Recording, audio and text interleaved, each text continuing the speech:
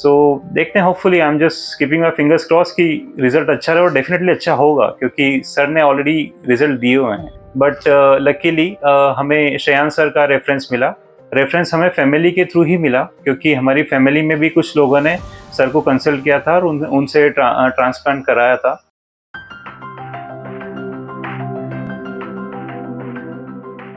Hello everyone, मेरा नाम रोहित है और मैं पुणे का रहने वाला हूँ। काफ़ी समय से मैं हेयर लॉस की प्रॉब्लम से जूझ रहा था।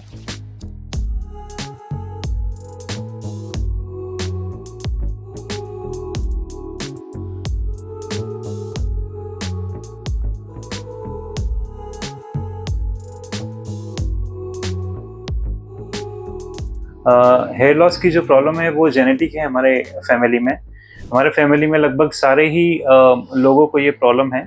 इसकी वजह से मैं हमेशा से ये सोचता आया था कि अगर मौका मिला तो मैं हेयर ट्रांसप्लांट के लिए जाऊंगा, क्योंकि by the time actually density कम से कम होती जा रही थी।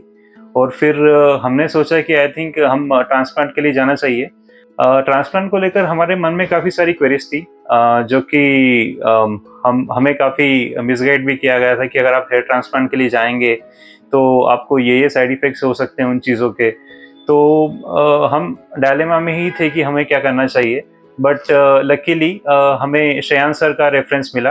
रेफरेंस हमें फैमिली के थ्रू ही मिला क्योंकि हमारी फैमिली में भी कुछ लोगों ने सर को कंसल्ट किया था और उनसे ट्रांसप्लांट कराया था।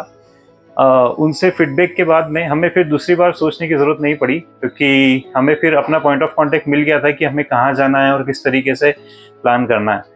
सर से हमने काउंसलिंग की और सर ने हमें सारी चीज़ें अच्छे से समझाई, जितनी हमारी क्वेरीज थी। जो भी क्वेरीज थी सारी चीज़ें लेकर कि कुछ साइड इफ़ेक्ट तो नहीं होते हैं, प्रोसीजर किस तरीके से होगी, इसके बाद में फर्दर अगर हम जाते हैं देन मेडिकेशन कैसा रहने वाला है, ये सारी चीज़ें सर ने हमें कंफर्म की। ये कंफर्म करने के बाद में फिर हमने फाइनल एक डे सिलेक्ट किया जिस पर सर्जरी प्लान होनी थी। सर ने हमें पहले से बताया कि क्या क्या प्रिकॉशन हमें रखने हैं। अकॉर्डिंगली हमने जो भी मेडिकल टेस्ट थे वो कराए, एंड देन फिर सर ने हमें जब फाइनल थम्स अप दिया तो हमने फिर उस डेट के दिन हमारी सर्जरी प्लान की। जैसे ही हम सेंटर में आए तो सेंटर में आने के बाद में हमें काफ़ी अच्छे से ट्रीट किया गया।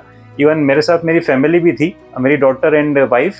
तो उनके लिए एक प्रॉपर एक पर्सनल केबिन हमें दिया गया जिसमें सारी चीज़ें थी। रिफ़्रेशमेंट से लेकर लंच की भी फैसिलिटी यहाँ पर प्रोवाइड की जाती है।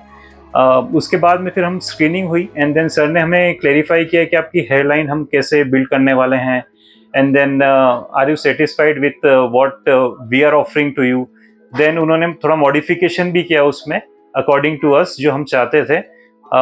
मॉडिफिकेशन करने के बाद में हमें वो चीज़ें हमने फाइनलाइज की कि हाँ हम इस तरीके से जा सकते हैं। एंड देन हम जब ओटी में एंटर हुए तो यहाँ पर नॉट जस्ट ओटी, एक्चुअली पूरे सेंटर में काफ़ी हाइजीन मेंटेन की हुई है।